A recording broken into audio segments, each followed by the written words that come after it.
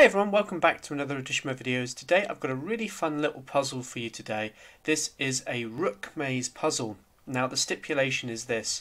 In this position only your white rook is allowed to move in this position, is allowed to move an unlimited amount of moves here. Your task is to try and find the shortest path possible to capture the black king here on a5.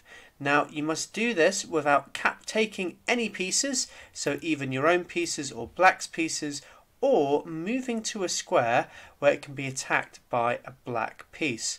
Now I should also mention here that these pawns are going down the board, so you wouldn't be able to put your rook onto b4 or d4, the same with e1 or g1, because that is where the pawn can capture. So just to show you an example of a failed solution here, you definitely can't do something like rook to b8 followed by rook to b5 thinking, oh yeah, I can capture the king here now, because obviously this can be thwarted by the king simply capturing. So this would be a failed solution. So see if you can solve it. It's a really fun little puzzle. My only clue to you this one is try and find a zigzagging route towards the black king. Okay, so let's have a look at this particular position. So I guess the best way to try and solve this is to firstly look at all the squares that the black pieces are covering in this position. Now I'm lucky because I'm on lichess, so I can map these out. So I can map out these squares that these knights control. I can also map out the squares around the black king. The pawn squares as well I can map out to show where they're attacking. I can also map out this knight here, and finally this knight here. So now I've got all of the squares that the black pieces control.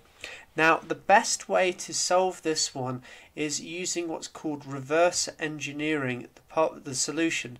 So firstly, you know that the end goal is to get to the black king, but what is the only square that the rook could possibly go to then capture this black king on a5? You may have noticed that it will have to be the move rook a3 up to a5, so the rook will have to go here at some point.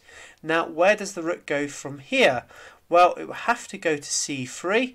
If it goes down to a2, it's just going to get trapped in by these knights, so this doesn't look very good. Now from c3 we can go down to c1, and well, how do we find the best path all the way back? Well, the only solution is to go all the way to h1, and now we can begin our zigzagging journey all the way up to a7. So we've reversed engineered the solution to this one. So let's see this solution in practice now.